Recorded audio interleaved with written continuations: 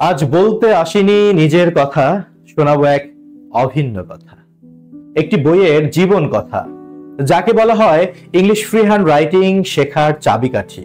কিন্তু আমার প্রশ্ন হলো, কেন কেন এই বইটিকেই বলা হয় ইংলিশ ফ্রি হ্যান্ড রাইটিং শেখার চাবিকাঠি, এবং সেই বইটি কোন বই? তার আগে একটা বিষয়, আমরা এই যে লিখতে চাই ইংরেজিতে মন খুলে কিংবা হাত খুলে লিখতে চাই, এই যে কোনো রাইটিং এর জন্য আসলে কি প্রয়োজন? হ্যাঁ, অনেক কিছু প্রয়োজন। মূলত কি প্রয়োজন? আমি তো মনে করি মূলত ট্রান্সলেশনের প্রয়োজন। অর্থাৎ আপনার ট্রান্সলেশন স্কিল লাগবে, আপনি যেন অনুবাদে দক্ষ হতে পারেন। কিন্তু অনুবাদ করতে গেলে অনেক রুলস লাগে, তাই তো?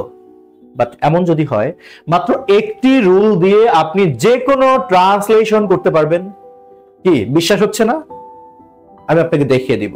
হ্যাঁ, বই নিয়ে অবশ্যই কথা হবে, আর যে কথা আমি বলবো এর আগে কখনো শুনেননি এমন কথা। বাট এটার জন্য আপনার একটু ধৈর্য লাগবে, তা না হলে এই ভিডিও লেসনটি আপনার জন্য না।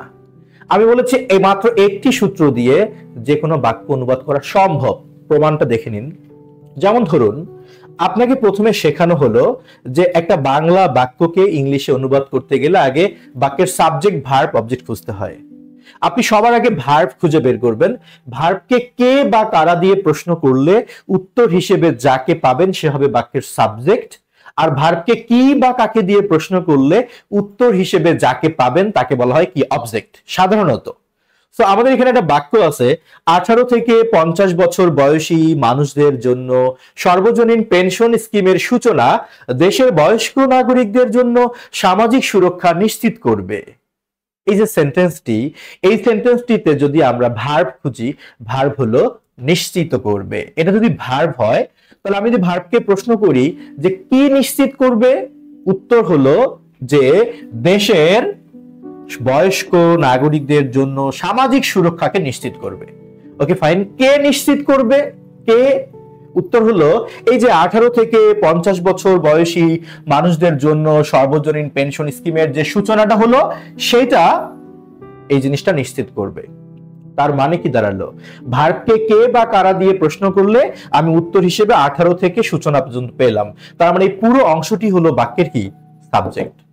আর ভার্বকে যদি আমি প্রশ্ন করি কি নিশ্চিত করবে, উত্তর আসে দেশের বয়স্ক নাগরিকদের জন্য সামাজিক সুরক্ষা।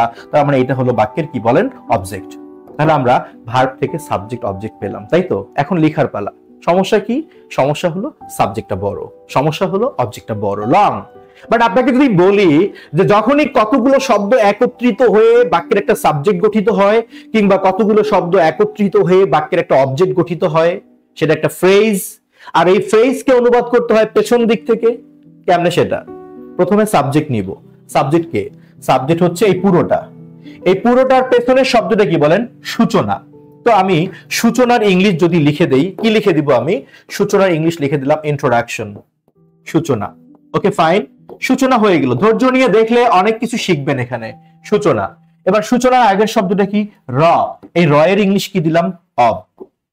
এবার র এর আগে কি? সর্বজনীন পেনশন স্কিম। আচ্ছা, universal. Universal, universal pension scheme, সর্বজনীন পেনশন স্কিম। ওকে, ধৈর্য নিয়ে দেখবেন। এবার এর আগের শব্দটা কি? জন্য। জন্যর ইংলিশ কি? ফর। মানে জাস্ট আপনি পেছন দিক থেকে অনুবাদ করবেন, জন্য। এবার কাদের জন্য? মানুষদের জন্য।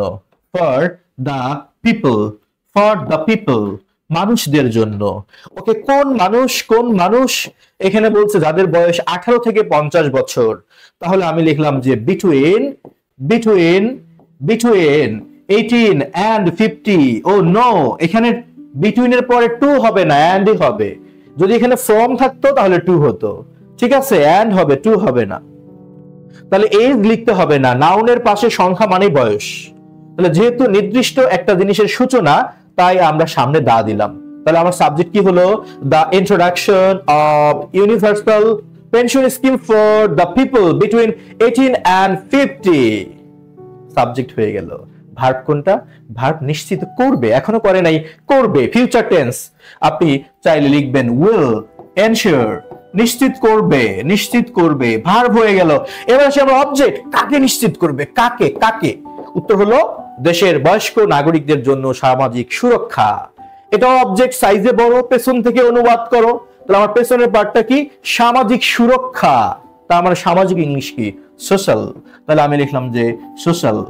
সিকিউরিটি, সামাজিক সুরক্ষা, সামাজিক সুরক্ষা হয়ে গেল। এবার জন্য, পেছন থেকে আসবো, জন্য ইংলিশ কি? ফর। এবার দেশের বয়স্ক নাগরিক, ফর দা কান্ট্রিজ, কান্ট্রিজ। বয়স্কর জন্য ওল্ড না লিখে সিনিয়র লিখবো, সিনিয়র সিটিজেন্স। হ্যাঁ, আপনি চাইলে এভাবেও লিখতে পারতেন, for the senior citizens of the country, but আমি এক কথায় লিখলাম for the country senior citizens. দেখেন তো কত সহজ হয়ে গেল। The introduction of universal pension scheme for the people between 18 and 50 will ensure social security for the country's senior citizens. বাক্যটা দেখে অনেক কঠিন মনে হয়েছিল না? বাট যখন আমি আপনাকে ধরাই দিলাম এটা ভার্ব, এটা সাবজেক্ট, এটা অবজেক্ট, আবার বলে দিলাম সাবজেক্ট যদি লম্বা হয় অনুবাদ করতে হবে পেছন থেকে, বুঝতে কি অসুবিধা? কেমন হবে? নিশ্চয় ভালো, রাইট। ঠিক এরকম করে আমি যদি বলি আপনাকে কেউ একজন ভেঙে ভেঙে ট্রান্সলেশন যদি বুঝায়, আপনি বুঝবেন না?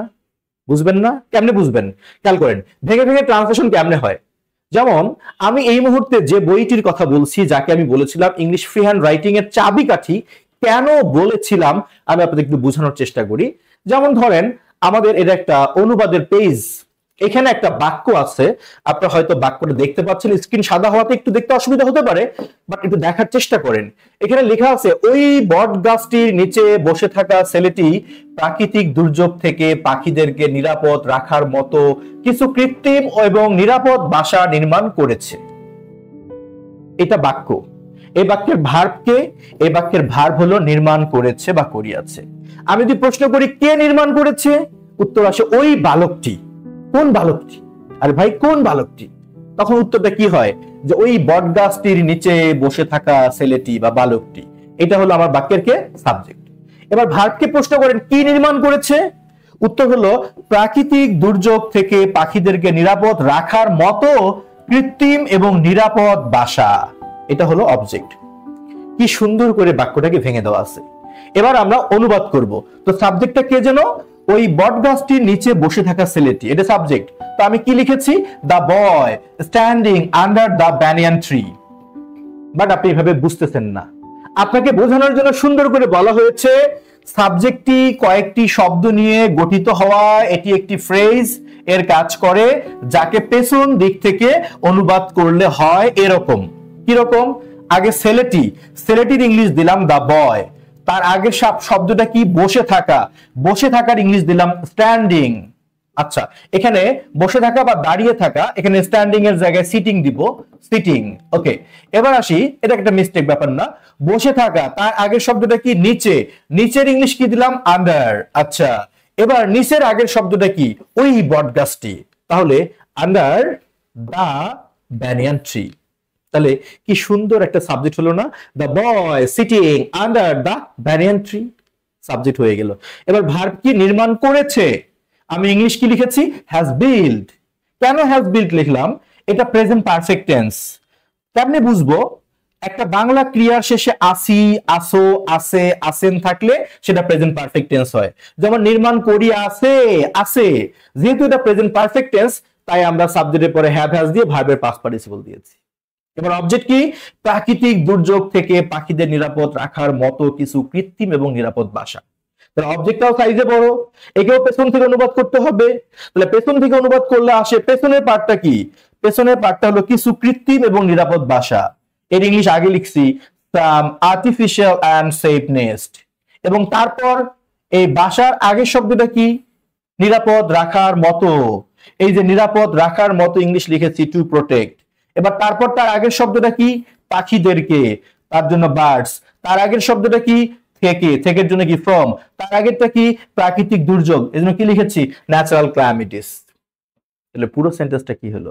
পুরো সেন্টেন্সটা হলো the boy sitting under the banyan tree has built some artificial and safe nest to protect birds from natural calamities. এভাবে যদি আপনাকে কেউ ভেঙে ভেঙে অনুবাদ করে দেয়, তাহলে নিশ্চয়ই বুঝতে আপনার অনেক আরাম লাগবে, অনেক সহজ হবে। তাই না? রাইট। ঠিক এই যে আমি যে বইটি নিয়ে বলবো সেই বইয়ে এরকম করে ব্যাখ্যা আছে। বইয়ের দাম কত, তাই তো? পরে আগে জেনে নেন আর এই বইয়ে কি আছে। আমি বলি কি, যে কোনো কিছু ক্রয় করার আগে, সংগ্রহ করার আগে আপনাকে আগাগোড়া জানতে হবে সেটা কি, সেটা আপনার আদৌ প্রয়োজনীয় কিনা, আপনি যেমনটা চান তেমন কিনা, তারপর ক্রয় মূল্যের হিসাব আসবে। এটা আমরা ভাবি না বললে প্রায় অনেকেই ঠকে যায় শুধু এই কারণে। এই বইয়ে কি আছে এটা ধৈর্য নিয়ে আগে দেখেন, তারপর মূল্য নিয়ে আমরা কথা বলবো। এভাবে আরো কিছু উদাহরণ দেখেন। টেবিলের উপরে বইগুলো আমাকে ইংরেজি শিখতে সাহায্য করে। এখানে সাবজেক্ট কে? টেবিলের উপরে বইগুলো। The books on the table, verb কোনটা? সাহায্য করে, হেল্প। অবজেক্ট কোনটা? আমাকে, মি। আর বাকি অংশ কি? ইংরেজি শিখতে, learn English. The books on the table help me learn English. হেল্পের পরে টু উজ্জ থাকে। এরকম করে চমৎকার করে ভেঙে ভেঙে দেওয়া আছে, দেখছেন? ভেঙে ভেঙে দেওয়া আছে, কি সুন্দর করে ভেঙে দেওয়া আছে। এভাবে আপনি অনুবাদ করতে পারেন। কিন্তু আমরা যখন ফ্রি হ্যান্ড রাইটিং এ যাই, আমাদের সেন্টেন্স গুলো কিন্তু লং সেন্টেন্স হয়ে যায়। তার মানে আপনাকে জানতে হবে, you have to know the art of making long sentences. কিভাবে আমরা লং সেন্টেন্স, দীর্ঘ বাক্যকে অনুবাদ করব।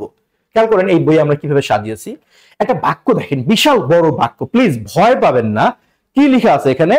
বাংলাদেশের নদীগুলো বিভিন্ন প্রজাতির মাছ ও জলজ প্রাণীর আবাসস্থল হিসেবে পরিচিত, যেখানে মৎস্যজীবীরা প্রতিদিন ভোরবেলায় নৌকা নিয়ে মাছ ধরতে যান এবং তাদের পরিবারের জীবিকা নির্বাহের জন্য সেই মাছ বাজারে বিক্রি করেন। সেন্টেন্স কিন্তু একটা।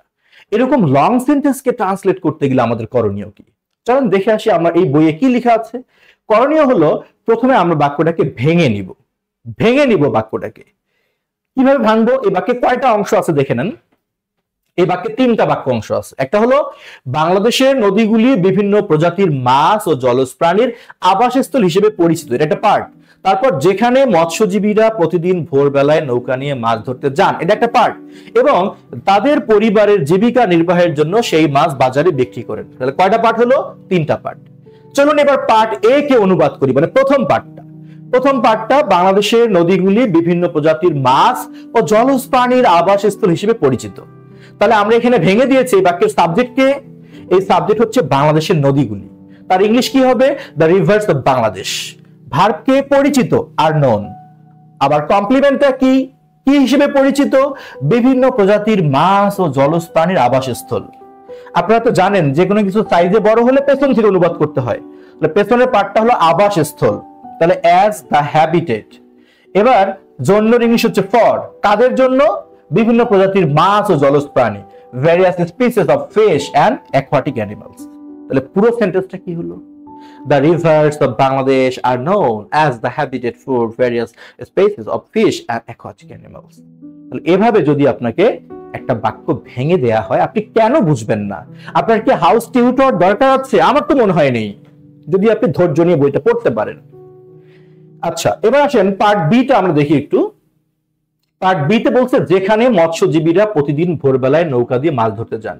এখানে মৎস্যজীবীরা সাবজেক্ট, দ্য ফিশারম্যান। ভার্ব যান, গো।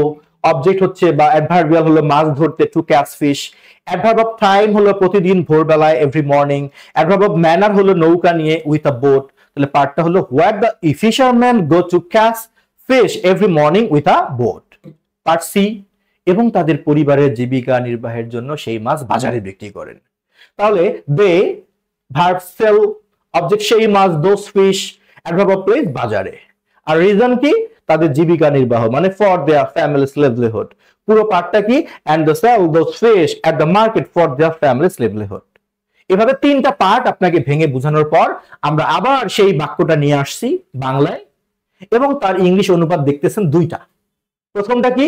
লিটারাল ট্রান্সলেশন, মানে আমরা যেভাবে ভেঙে ভেঙে অনুবাদ করেছি তার পূর্ণ রূপটা হচ্ছে এই লিটারাল ট্রান্সলেশন। আর নিচেরটা কি? থিমেটিক ট্রান্সলেশন, মানে এই বাক্যটার হুবহু শব্দ যা আছে সেভাবে ইংলিশে অনুবাদ না করে, আক্ষরিক অনুবাদ না করে আমরা যদি ভাবানুবাদ করি, মানে ভাবকে ঠিক রেখে আমরা আমাদের মতো করে অনুবাদ করি, তখন বাক্যটা কেমন হবে?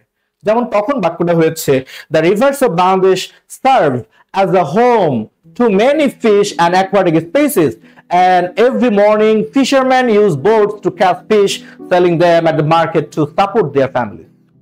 আগের বাক্য আর এই বাক্যের মধ্যে ভিন্নতা কি? থিম একই বাট ভিন্নতা আছে। তার মানে প্রথমে একটা লং সেন্টেন্স নিলাম, তারপর সেটাকে কয়েকটা টুকরোয় ভাগ করলাম, এরপর প্রতিটা পার্টের আলাদা আলাদা করে সাবজেক্ট, ভার্ব, অবজেক্ট বুঝলাম, তারপর তিনটা পার্টকে যুক্ত করে একটা ফুল টেক্সট ট্রান্সলেশন করলাম, লিটারাল। এরপর সেটা থিমেটিক করলে কেমন হয় সেটা দেখালাম। ভাই আর কি লাগে? আপনার ফ্রি হ্যান্ড রাইটিং শেখার জন্য আর কি লাগে? এইভাবে আমরা চমৎকার ভাবে ট্রান্সলেশন গুলো দিয়েছি। এখন সমস্যা হলো আমরা যখন দেখি যে অনুবাদটা আমরা যখন করতে যাই, সেক্ষেত্রে আমাদের সমস্যাটা হয় ওয়ার্ড নিয়ে, তাই তো? ওয়ার্ড আমি আপনাদেরকে বুঝাবো। তাহলে আমাদের বইয়ের মধ্যে এরকম করে, যেমন চ্যাপ্টার 8 আছে the art of making long sentence, ঠিক যেভাবে আমি দেখালাম ঠিক সেভাবেই এখানে সুন্দর করে অনেক লং সেন্টেন্স, কমপক্ষে এখানে 200 বাক্য আছে, সেগুলো প্রতিটা বাক্যের part A B C D দিয়ে ভেঙে ভেঙে দেওয়া আছে। সোজা কথায় আপনার জন্য কাউকে প্রশ্ন করার প্রয়োজন না হয়, এই জন্য আমরা প্রত্যেকটা জায়গায় ব্যাখ্যা করেছি। আমরা জানি আপনি কোথায় প্রশ্ন করতে পারেন। আমি রুবেল রানা দীর্ঘ 10-12 বছর ধরে এগুলো পড়াচ্ছি, আমি এতটুকু ফিল করতে পারি একজন লার্নার কোথায় প্রশ্ন করতে পারে। ঠিক সেই জায়গাটা মাথায় রেখে কিন্তু আমি ব্যাখ্যা করে দিয়েছি, যেন তার কাউকে প্রশ্ন করার প্রয়োজন না হয়। এভাবে চমৎকার করে ভেঙে দেওয়া আছে। শুধু লং সেন্টেন্স না, প্যাসেজ ট্রান্সলেশন কিভাবে করবেন সেটাও চমৎকার করে ভেঙে দেওয়া আছে, যেখানে বিগত বছরের প্রশ্নের আলোকে একদম প্রতিটা বাক্য ব্যাখ্যা করে দেওয়া আছে। মূল বিষয় হলো এগুলো শিখতে গেলে আপনার একটা বেসিক গ্রামার, তাই না? এই যে অ্যাডভার্ব অফ ম্যানার বললাম, টাইম, কমপ্লিমেন্ট কি, জানতে ইচ্ছা করে ভাই সাবজেক্ট কোনটা, অবজেক্ট কোনটা। আচ্ছা অবজেক্ট যদি বুঝি, অবজেক্ট আর কমপ্লিমেন্টের মধ্যে পার্থক্যটা কি? What's the difference between adverb and adverbials? Adverb of time কোনটা? আচ্ছা অ্যাডভার্ব অফ ম্যানার কাকে বলে? আচ্ছা আপনি যে বললেন অ্যাডভার্ব অফ প্লেস, সেটা আবার কি? টাইমটা কি? জানতে ইচ্ছা করে না? ইনফিনিটিভ কি, জেরান্ড কি? আচ্ছা আপনি এখানে আইএনজি কেন যোগ করলেন? আচ্ছা আপনি কেন এখানে পাস্ট পার্টিসিপল করলেন? হেল্পের পরে টু কে কেন উজ্জ্বল রাখলেন? জানতে ইচ্ছা করে কিন্তু। I can feel your pain. আপনার ভেতরে একটা পেইন আছে, সেটা আমি ফিল করতে পারি। ঠিক সেই জায়গা থেকে আমরা আমাদের বইয়ে সংযোজন করেছি চ্যাপ্টার 1 এই বেসিক গ্রামার ফর রাইটিং, অর্থাৎ লিখতে গেলে যেসব গ্রামার দরকার, কি সুন্দর করে ব্যাখ্যা করে দেওয়া আছে। আপনি খেয়াল করবেন, দেখেন সাবজেক্ট কি, সুন্দর করে চিত্র দিয়ে দেওয়া আছে। বাক্যের কর্তা বা যে কাজ করে তাকেই সাবজেক্ট বলা হয়, এবং ওই সাবজেক্ট কখনো ব্যক্তিবাচক, কখনো বস্তুবাচক, এমনকি কখনো প্রাণীবাচকও হতে পারে। এক্ষেত্রে বাক্যের ভার্বকে কে বা কারা দিয়ে প্রশ্ন করলে উত্তর হিসেবে নরমালি সাবজেক্ট পাওয়া যায়। তবে শুধু প্রশ্ন করলেই হবে না, আপনি অনুভব করুন বাক্যে কে কাজ করে, যে কাজ করে সেই সাবজেক্ট। কি সুন্দর ব্যাখ্যা! আরে ভাই কিসের মধু, কিসের রসমালাই, সব তো এখানেই। বিলিভ মি, সব এখানেই। সাবজেক্টটা বুঝানো হয়ে গেল, ভার্বটা বুঝানো হয়ে গেল, অবজেক্টটা বুঝানো হয়ে গেল, কমপ্লিমেন্টটা কি তার পার্থক্য বুঝানো দেয়া হলো, আবার অ্যাডভার্বিয়াল কাকে বলে, অ্যাডভার্বিয়ালস কাকে বলে। এবার আপনি এক চার্টে শিখবেন ভার্ব থেকে সবকিছু। আপনি এটা ভার্বকে প্রশ্ন করেন, কে বা কারা দিয়ে উত্তর পাবেন সাবজেক্ট, কি কাকে দিয়ে প্রশ্ন করলে উত্তর পাবেন অবজেক্ট। যদি আপনি ভার্বকে কিভাবে দ্বারা প্রশ্ন করেন উত্তর পাবেন অ্যাডভার্ব অফ ম্যানার। কোথায় দিয়ে প্রশ্ন করলে যদি উত্তর পান সেটাকে বলা হবে অ্যাডভার্ব অফ প্লেস। কখন দিয়ে প্রশ্ন করলে অ্যাডভার্ব অফ টাইম। কেন দিয়ে প্রশ্ন করলে অ্যাডভার্ব অফ রিজন। এটা বোঝানোর জন্য আমরা দেখেন একটা উদাহরণ দিয়ে রাখছি এখানে। এগুলো সব বইয়ের আলোচনা। এখানে কি লেখা আছে? জনাব রাকিব হাসান সোনাপুর গ্রামে নিরক্ষর মানুষদেরকে শিক্ষিত করতে 2019 সালের জুন মাসে কয়েকজন শিক্ষানুরাগী ব্যক্তির অংশগ্রহণের মধ্য দিয়ে সোনাপুর বাজারে একটি নৈশ বিদ্যালয় চালু করেন। চলুন এই বাক্যের বিভিন্ন অংশ শনাক্ত করি ভার্বকে কেন্দ্র করে। ভার্বকে প্রশ্ন করলাম কে বা কারা এই কাজটা করে, উত্তর জনাব রাকিব হাসান। তার মানে রাকিব হাসান হলো সাবজেক্ট। ওকে, কি করেন? একটি নৈশ বিদ্যালয়, এটা হলো অবজেক্ট। এবার যদি বলি কিভাবে চালু করেন, কয়েকজন শিক্ষানুরাগী ব্যক্তির অংশগ্রহণের মধ্য দিয়ে, এই পার্টটাকে বলা হয় অ্যাডভার্ব অফ ম্যানার। ওকে, কোথায় চালু করেন? সোনাপুর বাজারে, এটা হলো অ্যাডভার্ব অফ প্লেস। ওকে, কখন চালু করেন? 2019 সালের জুন মাসে, এটা অ্যাডভার্ব অফ টাইম। ওকে, কেন চালু করেন? সোনাপুর গ্রামের নিরক্ষর মানুষদেরকে শিক্ষিত করতে, এটা অ্যাডভার্ব অফ রিজন। ভাই এভাবে ভেঙে বুঝালে একটা ক্লাস 4 এর বাচ্চাও বুঝবে। বলেন বুঝবে কিনা? অবশ্যই বুঝবে, যদি সে ধৈর্য নিয়ে বইটা পড়তে পারে। ঠিক এভাবে আমরা অনুবাদের প্রতিটা পার্ট সাজিয়েছি। এখন প্রশ্ন হলো কেন শিখবো ট্রান্সলেশন, তাই না? কেন অনুবাদ কেন শিখতে হবে, রাইট? এই কেন ওর উত্তরটা আমি যদি আপনাকে দিতে যাই, আপনি স্ক্রিনে একটু তাকান, কি আছে এখানে? Paragraph writing. Letter writing, application writing, story writing, essay writing, focus writing, argument writing, summary writing, precis writing, feature writing কিংবা dialogue writing. Any piece of writing লিখতে গেলে আপনি কি করবেন? অপশন দুইটা, হয় ঠাড়া পড়া মুখস্থ করা, অথবা আপনি নিজের মতো বানিয়ে বানিয়ে লিখবেন। এছাড়া তো অপশন নেই। আর নিজের মতো বানিয়ে লিখতে গেলে আপনার অনুবাদের দক্ষতা লাগবেই লাগবেই লাগবেই। সোজা কথায় আমি যদি বলি, এই সবকিছুর একমাত্র সমাধান কি? ট্রান্সলেশন। আপনি বিসিএস লিখিত পরীক্ষা দেন, 1000 শব্দের এসে লিখেন, কয়টা মুখস্থ করতে পারবেন? একটাও পারবেন না, বানায় লিখতে হবে। ব্যাংকের পরীক্ষায় ফোকাস রাইটিং, আর্গুমেন্ট রাইটিং বানায় লিখতে হবে। ক্লাস 6, 7, 8, 9, 10, এইচএসসি 11, 12 যাই বলেন, রাইটিং আছে। অপশন দুইটা, ঠাড়া পড়া মুখস্থ কিংবা বানায় লেখা। আর বানায় লিখতে গেলে আপনার ফ্রি হ্যান্ড রাইটিং স্কিল লাগবে। সেই লক্ষ্যেই কিন্তু আমার এই বইটা। কোন বই আমি দেখাবো? আমি তাদেরকেই দেখাবো যাদের ধৈর্য আছে পুরো সময়টা দেখার এই ভিডিও, তাদের জন্য আমার বই।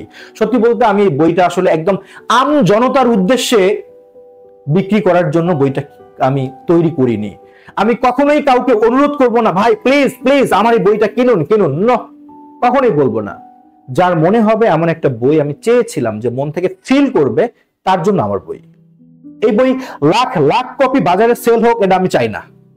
বরং আমি চাই যে মন থেকে চাই ফ্রি হ্যান্ড রাইটিং এমন ভাবে শিখবো যেন আমার কোনো টিচারের কাছে যেতে না হয়, আমার একটা বই যেন আমার টিউটর হয়, তার জন্য আমার এই বই।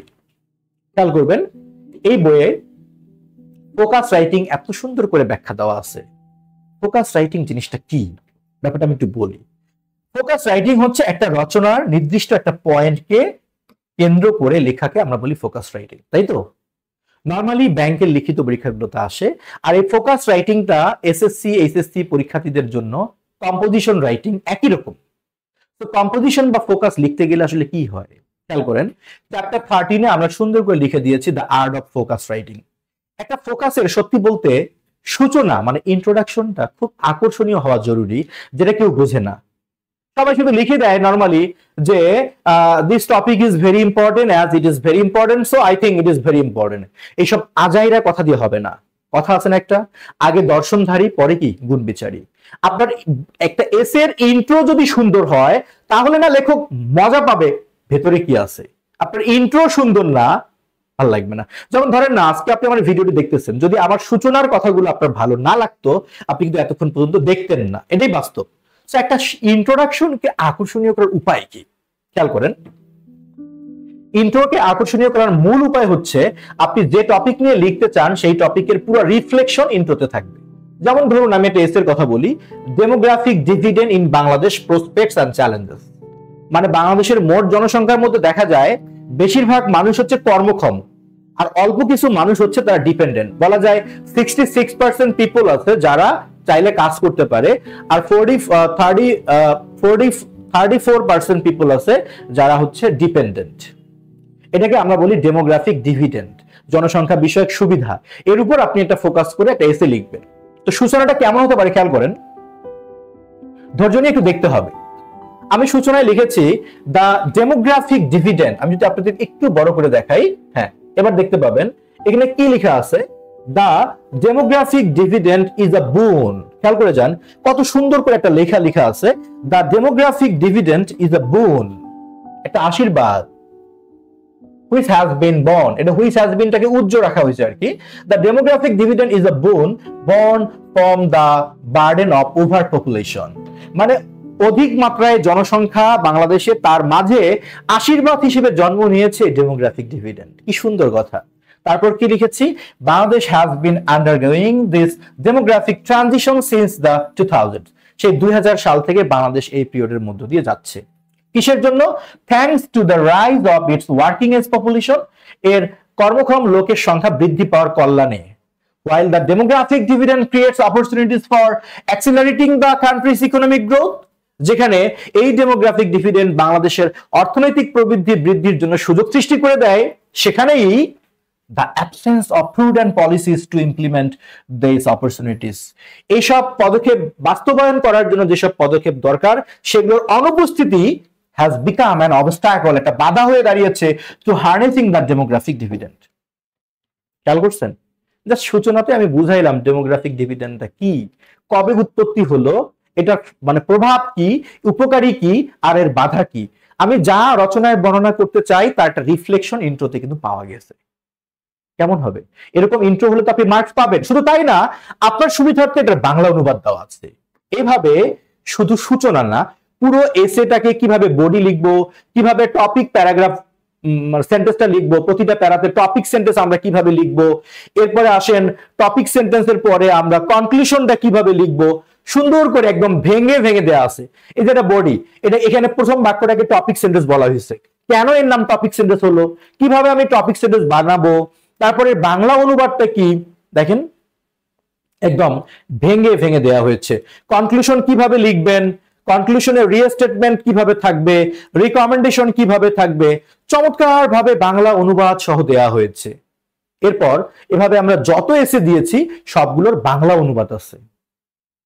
এবার আপনি যদি খেয়াল করেন, আমি যদি আপনাকে এবার দেখাতে চাই যে আমরা কিভাবে বইটার মধ্যে গুরুত্বপূর্ণ ফোকাস বা এসে গুলোকে সাজিয়েছি। যেমন ধরেন আমি একটা টপিক দিয়েছি, the significance of social business, সামাজিক ব্যবসার গুরুত্ব। প্রথমে সূচনা, তার বাংলা মিনিং, এরপর বডিতে প্রতিটা প্যারা তার বাংলা মিনিং, বডিতে প্রতিটা প্যারার বাংলা মিনিং। এভাবে আপনার জন্য বুঝতে অসুবিধা না হয় সুন্দর করে প্রতিটা প্যারাকে বাংলা মিনিং করে করে দেওয়া হয়েছে। ওভার শিওর থাকেন, বাজারের কোনো লেখক বলতে পারবে না তাদের বই থেকে কপি করে নিয়ে এসে এগুলো বানানো হয়েছে। ইভেন আপনি একটু কোথাও পাবেন না। এটা বিলিভ মি, আমার দীর্ঘ রাত জেগে জেগে নিজের লিখার একটা ফসল। আমি অবশ্যই আমার এই সৃষ্টিকর্ম নিয়ে গৌরব করি, গর্ব করি, কারণ এখানে শেখার মতো অনেক কিছু আছে। আমরা যদি এসে রাইটিং এর কথা বলি, বিসিএস লিখিত পরীক্ষায় যে এসে গুলো আসে 1000 শব্দের, দেখেন একটা এসে কে নান্দনিক করার জন্য, অ্যাস্থেটিক করার জন্য, সুন্দর করার জন্য যা যা করণীয় সুন্দর করে এখানে ধরে ধরে ব্যাখ্যা করে করে বোঝানো আছে, টিপস দেয়া আছে কিভাবে আপনি এসেটাকে সাজাবেন, অন্যের এসে থেকে আপনার এসেটা ভিন্ন আপনি কিভাবে করবেন, এগুলো বোঝানোর পর কিভাবে চার্ট ডাটা ব্যবহার করবেন, আপনি কিভাবে কোটেশনকে ব্যবহার করবেন, কিভাবে কনক্লুশনটা লিখবেন, এইসব দেওয়ার পর গুরুত্বপূর্ণ যে এসে গুলো সেগুলো দেখেন চমৎকার ভাবে বাংলা মিনিং সহ, যেখানে যেখানে কোটেশন প্রয়োজন, যেখানে ডাটা প্রয়োজন, এখানে সবকিছু সংযোজন করা হয়েছে এসেতে। ধৈর্য নাই, ধৈর্য নিয়ে দেখতে হবে। এবার আসেন আমি যদি ফোকাস রাইটিং, এসে রাইটিং এর পরে আপনাকে বলি রিডিং কম্প্রিহেনশনের কথা। কোথায় আসে না? আপনি বিসিএস লিখিত পরীক্ষা দিলেও প্যাসেজ আসে, সলভ করতে হয়। ব্যাংকের লিখিত পরীক্ষা আসে, এইচএসসি পরীক্ষা আসে, এসএসসি পরীক্ষা আসে, ক্লাস 6, 7, 8 সব জায়গায় রিডিং কম্প্রিহেনশন আছে। রিডিং কম্প্রিহেনশন থেকে মূলত কি আসে? থিমেটিক কোশ্চেন্স আসে, সামারি লিখতে বলে, প্রেসি লিখতে বলে, তাই তো? একটা প্যাসেজ থেকে আমরা কিভাবে প্যারাফ্রেজিং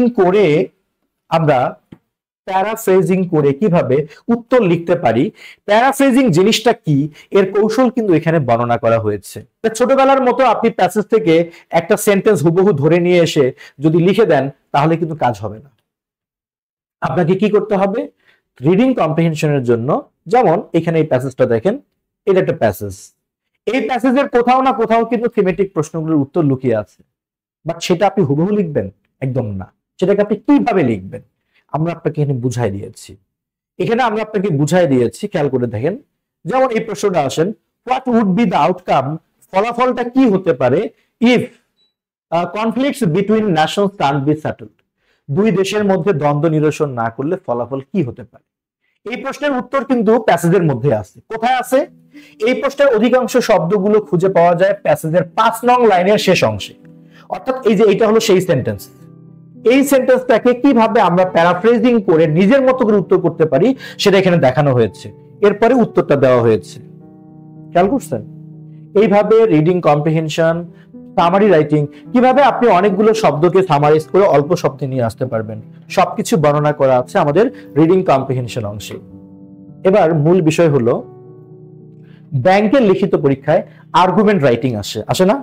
আমরা এই বইয়ে সংযোজন করেছি এমন একটা ফরম্যাট, যে ফরম্যাট দিয়ে আপনি যে কোনো আর্গুমেন্ট লিখতে পারবেন। আর্গুমেন্ট রাইটিং এর জন্য একটা ফরম্যাটই যথেষ্ট। সবার মনে একটা চাওয়া থাকে যে আমি ইংলিশ নিউজ পেপার পড়বো, তাই না? একদম ঠিক ধরছি না? বিশেষ করে যারা জব সিকার তাদেরকে প্রায় সবাই পরামর্শ দেয়, তুমি ইংলিশ ইমপ্রুভমেন্ট করতে চাও, ওকে ফাইন, তুমি ইংলিশ নিউজ পেপার পড়ো। কিন্তু কেউ বলে না ইংলিশ নিউজ পেপার কিভাবে পড়বো। ইএনজি লার্নিং আপনাকে এখানে দেখিয়েছে যে আপনি কিভাবে ইংলিশ নিউজ পেপার পড়বেন, সেটা কিন্তু আপনাকে এখানে বিস্তারিত আমরা বুঝিয়ে দিয়েছি যে ইংলিশ নিউজ পেপার পড়ার যে একটা আলাদা কৌশল আছে, যেভাবে পড়লে আপনি উপকৃত হতে পারবেন, সেটা কিন্তু আমরা এখানে চমৎকার ভাবে যুক্ত করে দিয়েছি। এই যে the art of reading English news paper, English news paper পড়ার যে একটা কৌশল, সেই কৌশলটা আপনারা এখানে একটু ভালো করে খেয়াল করবেন। যেমন ধরুন কিভাবে পড়বেন আপনি, প্রথমত, দ্বিতীয়ত, তৃতীয়ত, চতুর্থত, পঞ্চমত, 5টি স্টেপে আপনাকে বোঝানো হয়েছে। এবার আমরা একটা নমুনা দিয়েছি এখানে, যেমন এটা একটা ডেইলি স্টার একটা নিউজ আছে এখানে যে health and education sectors need greater budgetary attention. সে আমি এই আর্টিকেলটা পড়বো, পড়ে আমার উপকার হবে কি? আমি কি শুধু খবর জানার জন্য নিউজ পেপার পড়বো? নো, আপনাকে রাইটিং স্টাইল শিখতে হবে এখান থেকে। বাট সেটা কিভাবে? আমরা প্রথমে কি করলাম, এই যে টেক্সটটা আছে এখানে, আর্টিকেলটা আছে, সেখান থেকে আমরা প্রথমে যে আননোন ওয়ার্ড গুলো, যে শব্দগুলো আমাদের অজানা, সেগুলো আমরা নোট করব। এখানে কোনগুলো গ্রুপ ভার্বস আছে, কোন শব্দগুলো গ্রুপ ভার্ব তার একটা তালিকা করে দিয়েছি, কোনগুলো ফ্রেজ ইডিয়মস এর কাজ করছে তার একটা তালিকা দিয়েছি।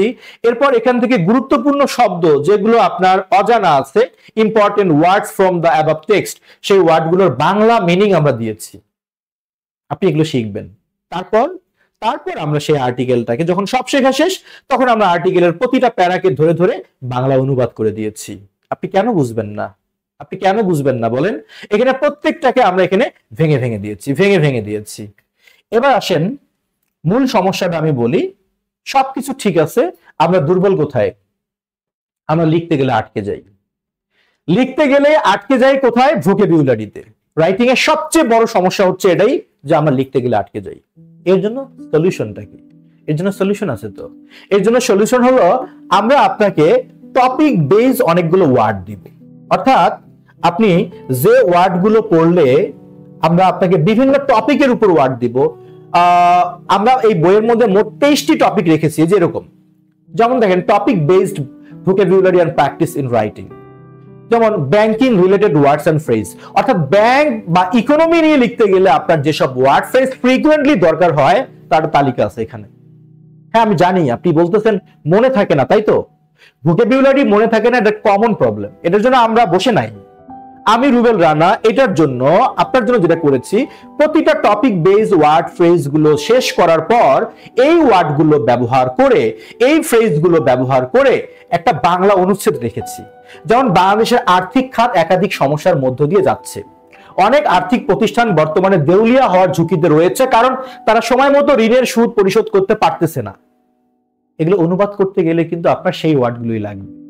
ওই ওয়ার্ডগুলো আপনি আগে শিখবেন, তারপর আপনি এই টেক্সটটাকে অনুবাদ করবেন।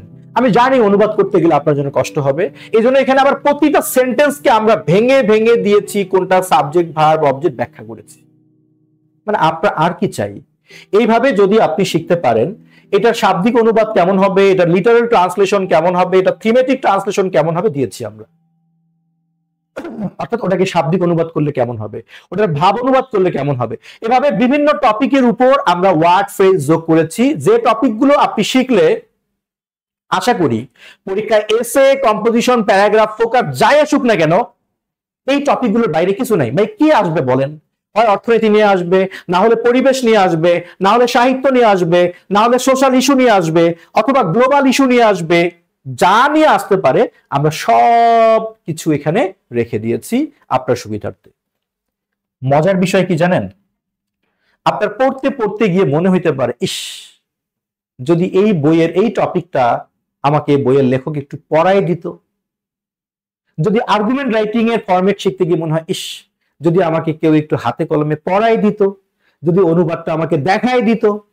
আপনার এই আফসোসের জায়গাটা আমরা বুঝেছি, এবং সেখান থেকে এই বইয়ের প্রতি পেজে পেজে, প্রতিটা অধ্যায়ের জন্য এরকম করে একটা কিউআর কোড দেওয়া আছে। আপনি জাস্ট আপনার স্মার্টফোন দিয়ে এখানে স্ক্যান করলে ওই টপিকটার ভিডিও লিসন আপনি পেয়ে যাবেন। আর কি চাই বলুন? সবকিছু সংযোজন করা হয়েছে এই বইয়ের মধ্যে, সবকিছু সংযোজন করা আছে। আপনার কাজ হলো শুধু বইটা সংগ্রহ করে পড়া। সেই বইটাকে, যে বইটাকে বলা হয় ইংলিশ ফ্রি হ্যান্ড রাইটিং এর চাবিকাঠি। আশা করি আপনারা এবার বুঝতে পারছেন যে কেন এই বইকে ইংলিশ ফ্রি হ্যান্ড রাইটিং এর চাবিকাঠি বলা হয়। এবার আসুন এই বইয়ে কি কি টপিক আছে সেটা আমি ভালো করে দেখাই। আমি এত বিস্তারিত কেন বলি জানেন? আমি জানি পাঠকদের মধ্যে দুঃখ আছে, শুধু বইয়ের কাভার দেখে বই কেনে, বইয়ের ভেতরে কিছু নাই, এরপর লেখককে গালিগালাজ করে, পাশাপাশি আরো যারা দেশের লেখক আছে সবাই ভণ্ড বাটপার বলে সে আখ্যা দেয়। আমার বইয়ের ক্ষেত্রে এই সুযোগ যেন আপনি না পান, আমি এই সুযোগ দিব না। যার কারণে আমার বইয়ে কি আছে আগে দেখুন, আপনার প্রয়োজন কিনা, আপনি যা চান তার থেকে বেশি কিছু আছে কিনা, তারপর বই সংগ্রহ করুন। আমি জানি এই ভিডিওটা লেন্দি হওয়ার কারণে অনেক অডিয়েন্স দেখবে না, এবং তাদের জন্য বিশ্বাস করেন, তাদের জন্য আমার এই বই লেখা হয়নি। আমার এই বই লেখা হয়েছে যারা বই পড়ে শিখতে চায় তাদের জন্য, যাদের পাঠের অভ্যাস আছে তাদের জন্য এই বই। এই বইয়ে কি কি আছে আমাদের দেখতে হবে। এই বইয়ে কি নাই সেটা একটা বিষয়। এই বইয়ে মোট 21টি চ্যাপ্টার আছে। খেয়াল করবেন, এই একবিংশ শতাব্দীতে zero to advance English free hand writing skill বৃদ্ধি করার জন্য আমি মনে করি এই 21টি অধ্যায় যথেষ্ট। কি আছে 21টি অধ্যায়ে? প্রথমে আসেন, চ্যাপ্টার এখানে দেখানো কষ্টকর হবে, যার কারণে আমরা আলাদা স্লাইড করেছি। চ্যাপ্টার 1-এ কি আছে? Basic grammar for writing. এখানে কি আছে? এখানে আছে আপনি সাবজেক্ট, ভার্ব, অবজেক্ট কেমনে বুঝবেন, কমপ্লিমেন্ট কি, অ্যাডভার্বিয়াল কি, adverb of manner, place, time, reason কি, কিভাবে ফ্রেজ বা অ্যাডভার্বিয়াল গুলোকে ইংরেজিতে অনুবাদ করতে হয়, বাক্য গঠন করার জন্য আরো কিছু টুলস যোগ করেছি এখানে, কিভাবে ডিটারমিনারকে সেন্টেন্সে প্রয়োগ করবেন, কিভাবে কানেক্টরকে সেন্টেন্সে প্রয়োগ করবেন, মডাল ভার্বের ব্যবহার আপনি কিভাবে সেন্টেন্সে প্রয়োগ করে নেবেন, তারপর আরো কিছু কলোকেশনস আছে সেগুলো আমরা যোগ করেছি এখানে। এরপরে প্রেপোজিশনটা ঠিকঠাক ভাবে ব্যবহার করবেন আপনি কিভাবে, রিলেটিভ প্রোনাউন দিয়ে আপনি কিভাবে কানেক্ট করবেন, সব আছে এই বেসিক গ্রামার ফর রাইটিং। অর্থাৎ লিখতে গেলে যেসব গ্রামার দরকার, যেহেতু এটা গ্রামারের বই না, সুতরাং গ্রামারের সব টপিক থাকবে না, এটাই স্বাভাবিক। এখানে লিখতে গেলে যেসব গ্রামার দরকার সেটা আছে। চ্যাপ্টার 2-তে আসেন, making sentence assertive two exclamatory. অর্থাৎ আপনি assertive, interrogative, imperative, optative, exclamatory sentence কিভাবে আপনি মেক করবেন তার বিস্তারিত বর্ণনা আছে। তারপর যখন অ্যাসার্টিভ, ইন্ট্রোগেটিভ, ইম্পারেটিভ শেষ, তখন আমরা শিখবো মডাল ভার্বের ব্যবহার। আমি জানি আপনি হয়তো বলবেন তাহলে সিম্পল, কমপ্লেক্স, কম্পাউন্ড শেখান না। আমার দীর্ঘ 12 বছরের শিক্ষকতার অভিজ্ঞতা থেকে আমার মনে হয়েছে কোন টপিকটার পরে কোন টপিকটা দিলে স্টুডেন্টদের জন্য কাজে লাগবে সেই সিকোয়েন্স জ্ঞান মাথায় ইনশাআল্লাহ আমার আছে, ওটা রেখে আমি এই বইটা করেছি। তারপর আমি মডাল ভার্বের ব্যবহার দিয়েছি। আপনি can, could, shall, should, will, would কেমনে ব্যবহার করবেন। ক্যান মানে যে শুধু পারা না, ক্যান অন্য অর্থ প্রকাশ করে, সেটা আমরা এখানে ব্যবহার করেছি, আলোচনা করেছি। মডালের ব্যবহার, তারপর ক্লোজ ফ্রেজকে আপনি সেন্টেন্সে কিভাবে ব্যবহার করবেন চমৎকারভাবে দেওয়া আছে। আপনি নাউন ক্লোজ ব্যবহার করে কিভাবে সেন্টেন্সকে লং করবেন, আপনি অ্যাডজেক্টিভ ক্লোজ ব্যবহার করে কিভাবে সেন্টেন্সকে আপনি লং করবেন, সব দেওয়া আছে এখানে। এরপরে আমরা দিয়েছি কিভাবে আপনি সিম্পল, কমপ্লেক্স, কম্পাউন্ড সেন্টেন্স তৈরি করবেন। চ্যাপ্টার 5-এ, চ্যাপ্টার 6-এ আছে টেন্স এন্ড কন্ডিশনাল। হ্যাঁ, এটা হচ্ছে এই বইয়ের প্রাণ।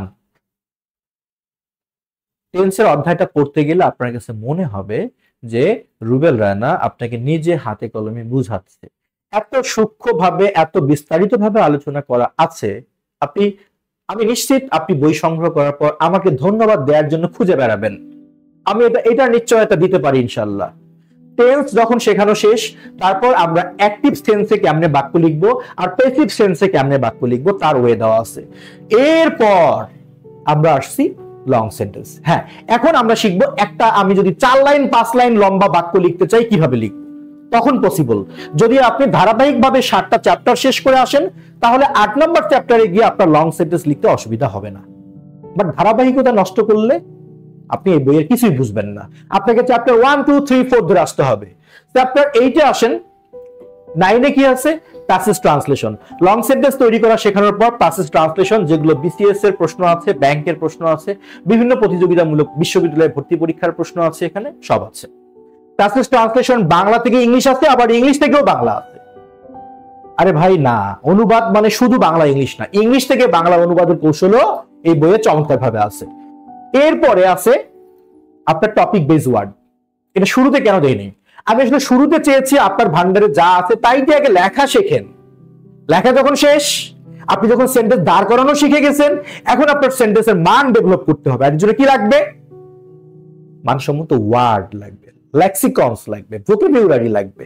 তো আমরা এই বইয়ে মোট 23টি অধ্যায়, environment, economy, arts, literature, politics, science, society, agriculture সহ মোট 23টি গুরুত্বপূর্ণ টপিকের উপর আমরা ওয়ার্ড ফ্রেজ রেখেছি এবং তাদের বাংলা অনুবাদ রেখেছি প্লাস যেটা দেখিয়েছিলাম সেই ওয়ার্ডগুলো ব্যবহার করে ট্রান্সলেশন দেওয়া আছে। ট্রান্সলেশন যেন করতে গেলে আপনার এই ওয়ার্ডগুলো আত্মস্থ হয়, মুখস্থ হয়, শেখা হয়, আয়ত্তে আসে, সেজন্য আমরা এই ওয়ার্ড ব্যবহার করে কাজ দিয়েছি। কেমন হয়েছে বলুন? এবার আসেন লেকচার আমাদের চ্যাপ্টার 12 আসেন। আমরা রিডিং কম্প্রিহেনশন, কিভাবে আমরা প্যাসেজ পড়ে থিমেটিক কোশ্চেন সলভ করব। প্যাসেজের বাংলা মিনিং পুরোটা না জানলেও আমি কিভাবে সামারি লিখবো। ও what's the difference between summary writing and precis writing. Summary প্রেসির মধ্যে কি পার্থক্য সেটা এখানে দেওয়া আছে। সামারি বা প্রেসির যে টাইটেলটা আমি কিভাবে লিখবো সেটাও আছে ভাই। কত শব্দ লিখবেন, অল্প শব্দে কিভাবে লিখবেন, লিখতে গেলে তো বড় হয়ে যায়, অল্প শব্দে কেমনে লিখবেন তার কৌশল দেওয়া আছে এখানে। তবে কোনো শর্টকাট মেথড নেই, যা আছে সব সাস্টেইনেবল মেথড, এমন মেথড যা আপনি সারা জীবন কাজে লাগাতে পারবেন। One time method for one time, এটা এক টাইমের মেথড, আপনি একবারই ব্যবহার করবেন। আপনাকে এমন মেথড শিখতে হবে আপনি যেটা সারা জীবন প্রয়োগ করতে পারেন, তাহলে সেটা আসল শিক্ষণ হবে। চ্যাপ্টার 13 আছে আমাদের ফোকাস রাইটিং, বিশেষ করে যারা ব্যাংকের লিখিত পরীক্ষা দেয়, অন্যান্য নন ক্যাডার পরীক্ষা দেয়, এদের জন্য খুবই গুরুত্বপূর্ণ একটা পার্ট ফোকাস রাইটিং। ইনশাআল্লাহ এটা পড়ার পর আপনার আত্মা ঠান্ডা হবে, কলিজা ঠান্ডা হবে, এরকম করে লেখা হয়েছে এখানে। কারণ আপনি ডেটা ব্যবহার করবেন কিভাবে সব দেওয়া আছে, প্রতিটা ফোকাসের বাংলা মিনিং দেওয়া আছে। আপনি বুঝবেন না কেন, শুধু পড়লেই বুঝবেন। এরপর আসেন এসে রাইটিং। 1000 শব্দের এসে লিখতে হয় বিসিএস লিখিত পরীক্ষায়, অন্যান্য পরীক্ষায় 300-400 শব্দে লিখতে হয়। এসে যত শব্দই হোক না কেন, লেখার পদ্ধতি একই রকম। কিভাবে সাবটাইটেল বানাবেন, কিভাবে টপিক সেন্টেন্স লিখবেন, ইন্ট্রো কেমন হবে, কনক্লুশন কেমন হবে, কোটেশন কিভাবে ব্যবহার করবেন, ডাটা চার্ট বক্স কিভাবে আঁকবেন, লাল কলম নাকি নীল কলম, ভাই সেই ব্যাখ্যাও আছে এই বইয়ে। আমার কথা, এই বই পড়ার পর কারো যেন মনে না হয় যে আমি এটা বুঝি নাই, আমার কাউকে বুঝিয়ে নেওয়া দরকার, এটা যেন কেউ না বলে। এটা আমার চাওয়ার কিছু না। এরপর আসেন আর্গুমেন্ট রাইটিং, কিভাবে আর্গুমেন্টেটিভ এসে লিখতে হয় সেটা এখানে বিস্তারিত দেওয়া আছে। আর্গুমেন্ট রাইটিং এর পরে আসেন paragraph writing, short notes writing. জবের পরীক্ষাগুলোতে প্যারাগ্রাফ আসে, ক্লাস 6, 7, 8, 9, 10 ও প্যারাগ্রাফ আসে। কিভাবে আমরা লিখবো, ছোট্ট একটা প্যারাগ্রাফের মধ্যে কত গুরুত্বপূর্ণ কথা লিখতে পারলে সেটা পাঠকের কাছে আকৃষ্ট হবে, সেটা কিন্তু এখানে সংযোজন করা আছে। প্যারাগ্রাফের পর লেটার রাইটিং আছে, অ্যাপ্লিকেশন আছে, ফিচার রাইটিং। যেমন বিসিএস লিখিত পরীক্ষায় লেটার টু এডিটরের উপর 20 মার্কস থাকে, সঠিক ফরম্যাট আপনি কোথাও পাবেন না ঠিকভাবে, এখানে সঠিক ফরম্যাট দেয়া আছে। কেন এটা সঠিক তার কারণ বলা আছে, পুরোটা ব্যাখ্যা সহ এখানে আলোচনা করা আছে। এছাড়াও আছে রিপোর্ট রাইটিং, প্রতিবেদন লিখন, যেগুলো এইচএসসি লিখিত পরীক্ষায় বা এইচএসসি পরীক্ষা দিতে লাগে, প্রায় সব পরীক্ষায় লাগে। এরপর আসেন dialogue writing, art of story writing, art of, শেষের অধ্যায়টা হলো রিডিং ইংলিশ নিউজ পেপার। এমন ভাবে আমি দিয়েছি যেন এই the art of reading English news paper, এই অধ্যায়টি পড়ার পর আপনার ইংলিশ নিউজ পেপার পড়াটা সহজ হয়ে যায়। আপনি যদি ইংলিশ নিউজ পেপার পড়ে নতুন করে আপনার ভাষাগত দক্ষতা বৃদ্ধি করতে পারেন। এভাবে 21টি অধ্যায়ে সাজানো আছে এই বইয়ে। সোজা কথায় সুকৌশলে রচিত এই বইটি হতে পারে আপনার সবচেয়ে ভালো ইংরেজি শিক্ষক, যা আপনাকে ইংলিশ ফ্রি হ্যান্ড রাইটিং হবে শেখাবে, এটা আমি নিশ্চিত করে লাইভে বলতে পারি। এবং এই বইয়ে আরো কি কি আছে আমরা একটু দেখে নেই। এই বইয়ে নাম্বার অফ পেজেস হলো 600 পেজ আছে। আপনি যদি খেয়াল করবেন, আপনি 600 পেজের সাদা খাতা 200 টাকায় কিনতে পারেন। This is not white paper, this is informative papers, it's the collection of some informative papers. সুতরাং পেজ গুনে কখনো বইয়ের দাম নির্ধারণ করবেন না, সেটা হোক আমার বই বা যে কোনো লেখকের বই।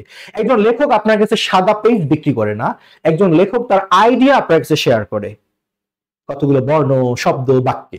সুতরাং তবুও বলা উচিত আমার এই বইয়ে পেজ কতগুলো, নাম্বার অফ পেজেস 600। ভাই 600 পেজ কেন হবে না? আমি এত সুন্দর করে ব্যাখ্যা করেছি যেন আপনার কাউকে প্রশ্ন করতে না হয়। বইয়ের মাঝে মাঝে লেখা আছে, কি বুঝতে পারছেন তো? এই যে দেখুন, আপনাকে বলছি এইটার কারণে এটা হয়েছে, ঠিক এটাই লেখা আছে বইয়ে। সোজা কথায় বইটাকে আমি জীবন্ত করার চেষ্টা করেছি। আমি জানি যে দ্য অলমাইটি ক্রিয়েটর ছাড়া কেউ কোনো কিছুকে জীবন্ত করতে পারে না, জাস্ট আমি বইটাকে প্রাণবন্ত করার চেষ্টা করেছি যেন কারো কাছে গিয়ে আপনার হেল্প নিতে না হয়। ক্লাস 6 থেকে শুরু করে যে কোনো ক্লাসের student, BCS, bank job seeker, বিভিন্ন প্রতিযোগিতামূলক পরীক্ষায় অংশগ্রহণকারীরা, কিংবা যারা প্রফেশনাল রাইটার হতে চায়, কিংবা জব সেক্টরে যারা আছে কিন্তু তাদের কাজে দরকার রাইটিং, তাদের জন্য এই বইটা আমি সাজিয়েছি। চমৎকার ভাবে বইটা লেখা হয়েছে, 600 পেজ এবং পার্টেক্স প্রিমিয়াম কাগজ এখানে যোগ করা হয়েছে যেন কালি ঝকঝকে চকচকে আসে। শুধু তাই না, বইটার পেজ গুলো সুন্দর করার জন্য আমরা এখানে কিন্তু 70 জিএসএম বা যাকে বলে 70 গ্রাম কাগজ আমরা যোগ করেছি এখানে। প্রতিটা পেজ এরকম, আপনারা পড়ে শান্তি পাবেন। এবং বাইন্ডিং এমন হয়েছে ইনশাআল্লাহ, আশা করি আপনার অভিযোগ করতে হবে না যে পেজ খুলে যায়। আমরা একদম জেল বাইন্ডিং সেলাই করে জেল বাইন্ডিং করে দিয়েছি, চমৎকার একটা কাভার দেয়া আছে, দেখলেই আপনার শান্তি লাগবে। আর আমি ব্ল্যাক পছন্দ করি, যার কারণে আমার বইয়ের কাভারটা কিন্তু ব্ল্যাক করেছি। যারা ব্ল্যাক লাভার না, আমি সরি টু দেম যে আমি আসলে ব্ল্যাক পছন্দ করি তাই দিয়েছি এখানে। বইটার দাম হলো 780 টাকা। হ্যাঁ, এইবার অনেকের মন খারাপ হলেও হইতে পারে যে 780 কেন। সত্যি বলতে যে বললাম 600 পেজের খাতা কিনতে গেলে আপনার 200 টাকা লাগবে, কিন্তু আপনি খাতার হিসাব বইয়ে করলে হবে না। এখানে সাদা পাতা না, এখানে আমার দীর্ঘ 12 বছরের এক্সপেরিয়েন্স পুরোটা আমি যোগ করেছি। আর একজন লেখকের কাছে আমরা কাগজ কিনি না, লেখকের কাছে আমরা জ্ঞানও কিনতে পারি না। সেই সক্ষমতার কারণেই আমরা লেখককে বাঁচিয়ে রাখার চেষ্টা করি। শুধু যদি পাঠকরা লেখককে বইয়ের সঠিক একটা হাদিয়া না দেয়, তাহলে লেখকরা বাঁচবে না, লেখক থাকবে না। সুতরাং এই বইয়ের দাম 780 টাকা রাখা হয়েছে। তবে যারা আমার এই লাইভটি কিংবা আমার এই ভিডিওটি দেখে বইটি ক্রয় করবেন, তাদের জন্য আমরা 600 টাকা নির্ধারণ করেছি বইটির শুভেচ্ছা মূল্য। এই বই কিনে নেওয়ার সক্ষমতার কারণেই শুধু শুভেচ্ছা মূল্য 600 টাকা। আপনি আমার কেন, কারোরই জ্ঞান কিনতে পারবেন না, সেই সামর্থ্য পৃথিবীর কারোরই নেই। আমি আপনার জ্ঞান কিনতে পারবো না। জাস্ট শুভেচ্ছা মূল্য 600 টাকা। এই বইটি সংগ্রহ করতে যারা চান তাদেরকে একটু কষ্ট করতে হবে, নিজ দায়িত্বে এই নাম্বারে ফোন দিতে হবে। শুধু কমেন্ট বক্সে লিখলেই কাজ হবে না, আপনারা ইনবক্সে নক করতে পারেন। আপনি যে ভিডিওটি দেখতেছেন সেখানেই দেখেন নিচের বাম দিকের কর্নারে লেখা আছে অর্ডার নাও। ওখানে আপনি ইনবক্সে ক্লিক করলেই আপনি একটা গুগল ফর্ম পাবেন। সেখানে আপনার নাম, আপনি যে ঠিকানায় বইটি কুরিয়ার পেতে চান সেটি যোগ করার পর পেমেন্ট করলে পেমেন্টের লাস্ট ডিজিট কত আপনার বিকাশ, রকেট, নগদে জানানো হলে ওখানে ওইভাবে গুগল ফর্মটা পূরণ করলে আমরা আপনার ঠিকানায় বইটি পাঠিয়ে দেব। 780 টাকা, বাট এখন আপনি কিনলে সেটা 600 টাকায় কিনতে পারবেন বইটি। আর এই বইটি যারা যারা সংগ্রহ করতে চান তারা কমেন্ট বক্সে ইয়েস লিখুন, প্লাস আপনার গুগল ফর্ম আমাদের কমেন্ট বক্সেও দেওয়া থাকবে, পূরণ করুন। যারা ইউটিউব থেকে দেখবেন ইউটিউবের কমেন্ট বক্সে ইয়েস লিখুন, আর আমাদের ডেসক্রিপশন বক্সে গুগল ফর্ম এবং বইটি অর্ডার করার সমস্ত প্রসেস দেওয়া থাকবে। সুতরাং এই নাম্বারেও আপনারা চাইলে ফোনও করতে পারেন।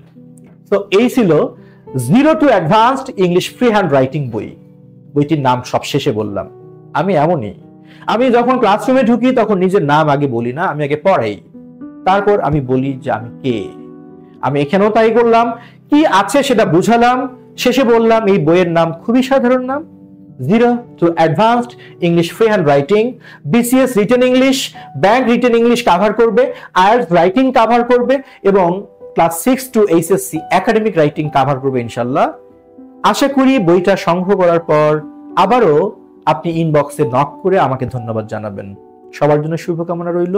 বই সংগ্রহ করুন অথবা না করুন, আপনারা আমার জন্য দোয়া করবেন যেন আমি যতদিন বেঁচে আছি এমন কিছু বই লিখতে পারি যেগুলো পড়লে আর কারো কোনো টিউটরের কাছে গিয়ে প্রতি মাসে বেতন দিয়ে পড়তে না হয়। আমার টার্গেট এটা। আমি নিজেও 12 বছর ধরে পড়াচ্ছি এই জগতে বিসিএস ব্যাংক জব সিকারদেরকে, কিন্তু আমিও চাচ্ছি না আর এভাবে পড়াতে। আমি খুব শীঘ্রই চাচ্ছি এই বইটা সবাই যখন সংগ্রহ করবে, আমি চাই শুধু এই বইটা পড়ি সবাই শিখুক। আর হ্যাঁ, প্রতিনিয়ত যেসব আপডেট ফোকাস রাইটিং সেগুলো আমরা আমাদের ইএনজি লার্নিং পেজে শেয়ার করে দিব। সবাই ভালো থাকবেন। আসসালামু আলাইকুম।